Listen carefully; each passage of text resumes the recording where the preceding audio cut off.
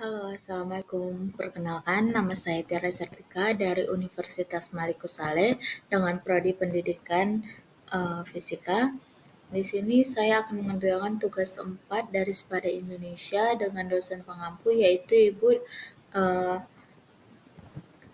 Apriana Devianti, di mana tugasnya itu adalah membuat skenario pembelajaran berdasarkan prodi yang saya tekuni atau yang saya ampu sekarang, di mana adapun tujuan dari pembelajaran yaitu memahami ketiga hukum Newton dan bagaimana mereka mempengaruhi gerak benda. Yang kedua, menerapkan hukum Newton dalam kehidupan sehari-hari dan dalam konteks ilmiah.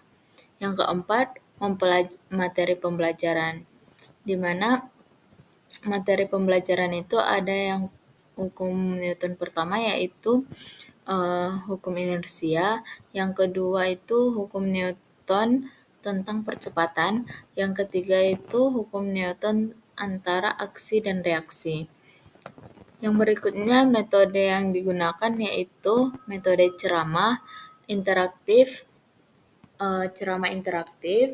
terus instruksi digunakan dalam kelompok seperti diskusi kelompok. Yang berikutnya adalah eksperimen praktis.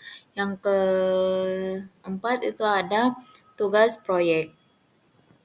Nah, adapun langkah-langkah yang akan dikerjakan yaitu yang pertama, pendahuluan pada 10 menit di awal dengan materi atau memulai pertanyaan yang menarik tentang pengalaman siswa terkait gaya dan gerak untuk membangkitkan minat dalam proses pembelajaran. Untuk yang berikutnya yaitu demonstrasi pada 20 menit setelahnya, yaitu melakukan demonstrasi sederhana menggunakan alat seperti mobil mainan untuk menunjukkan penerapan hukum Newton tersendiri. Yang berikutnya adalah kelompok diskusi di mana ini berlangsung pada 30 menit setelah demonstrasi, yaitu membagi siswa dalam kelompok untuk memberikan lembar kerja yang berisi pertanyaan tentang hukum Newton pada kehidupan sehari-hari yang berkaitan dengan pembelajaran sebelumnya.